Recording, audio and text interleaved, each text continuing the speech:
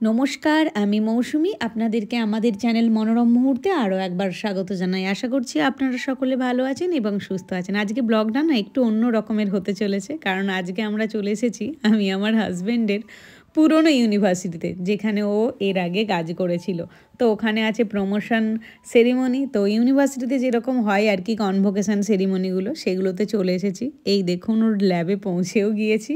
এখানে কে কোন দেশ থেকে এসেছে সেই বিষয়ে সব টিক মার্ক করা আছে। আর এই দেখুন, এই যে ছোট্ট ক্যাকটাস গাছটা, কোনো এক সময় ও কোনো একটা ফল খেয়ে বীজটা এখানে পুঁতে দিয়েছিল, আর ওখান থেকে এই ছোট্ট ক্যাকটাসটা জন্ম হয়েছে।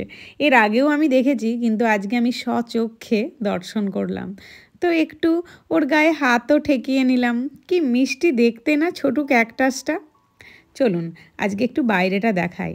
ও যেখানে কাজ করতো সেখান থেকে বাইরের ভিউটা ঠিক এরকম সুন্দর দেখতে।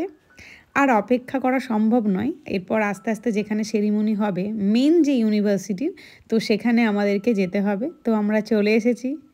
কি দারুণ দেখতে না, আমি তো অবাক চোখে তাকিয়েছিলাম। যাক, আজকে আমি সেই লড়াইয়ের গল্পই আপনাদের শোনাবো।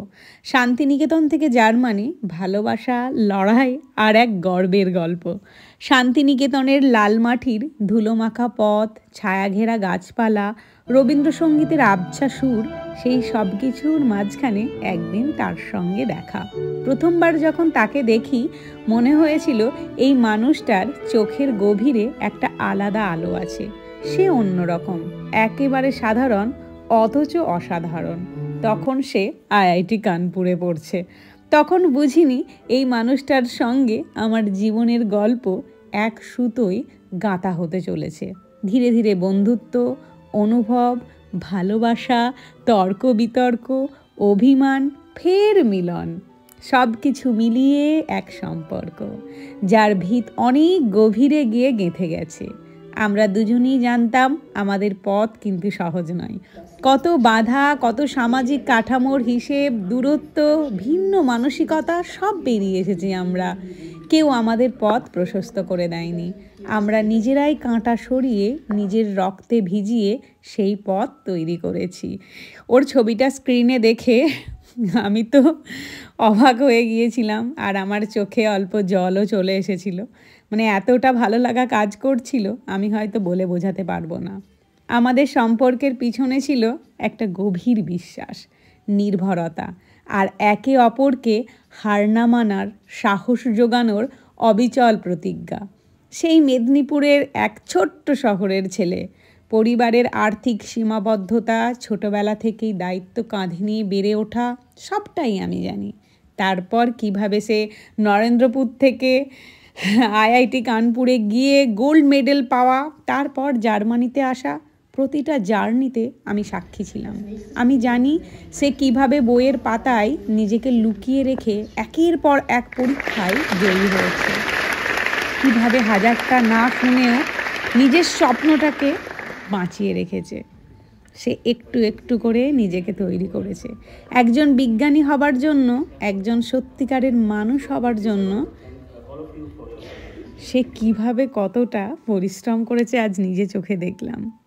আজ আমি জার্মানির এই দূর দেশে দাঁড়িয়ে দেখি আমার সেই শান্ত দৃঢ়চেতা মানুষটা একটা ল্যাবের সামনে দাঁড়িয়ে চারপাশে সহকর্মীদের সম্মান, গবেষণার আলোচনায় তার নাম, তার কাজের স্বীকৃতি, সবটা আমার চোখে জলানো, গর্বের, ভালোবাসার আর বিস্ময়ের জল।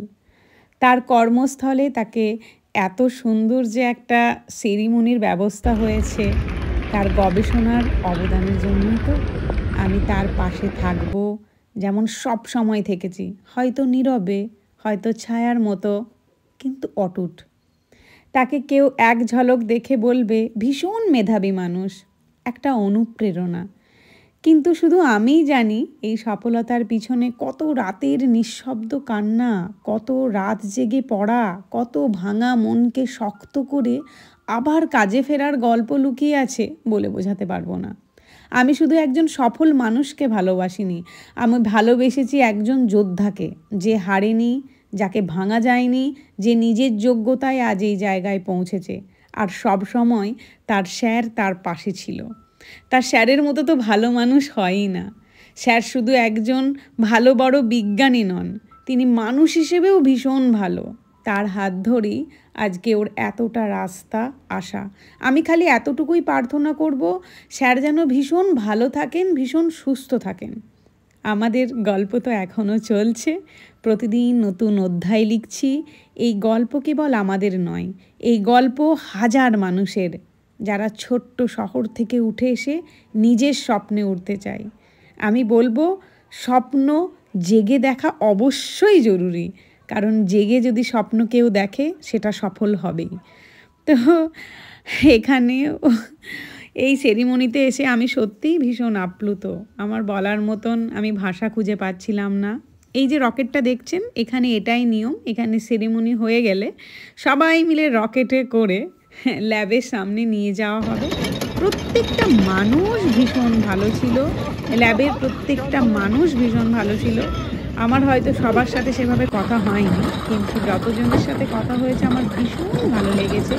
আর সব থেকে ভালো লেগেছে তো স্যারকে তো আমি সব সময় সশ্রদ্ধ প্রণাম জানাই, যে স্যার ছিল বলেই আজকে এই জায়গাটায় ও আসতে পেরেছে, এত কিছু ও অ্যাচিভ করতে পেরেছে। আর স্যারের সব থেকে বেশি আমার যেটা ভালো লেগেছে, স্যার ভীষণই বিনয়ী, খুবই ভালো মানুষ।